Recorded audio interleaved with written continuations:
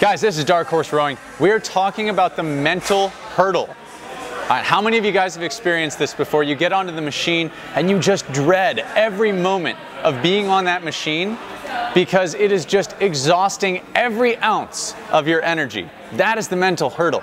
It's that dread that comes with being on a machine, or it's getting shortly into a workout only to look at the entirety of that workout and just think, oh no, this is what I have to go through. Guys, that mental hurdle comes from not understanding all of the variables of the machine. Rowing is a skill movement, and that means that we have to really gather all of the pieces of that skill and bring them together to gain an understanding. It's like putting pieces of a puzzle together to understand how this thing works. So when we're trying to overcome this mental hurdle, we need to take a step back. And we need to look at the pieces, not the sum. So we start looking at the variables. You want to look at split, stroke rate, watts, calories, all of the things that make up what rowing is, our ability to connect to the machine, right? And once we start to understand that, once those variables come together, it starts to paint a much clearer picture of what rowing is.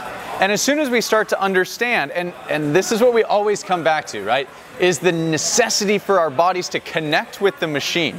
Once we can connect with the machine, we start to gain a much greater understanding of what rowing is. And when we understand what rowing is, that cloud starts to lift, that mental hurdle starts to decrease because there's less to overcome. We get into a 2K or a 5K or a 10K, and it's not so scary.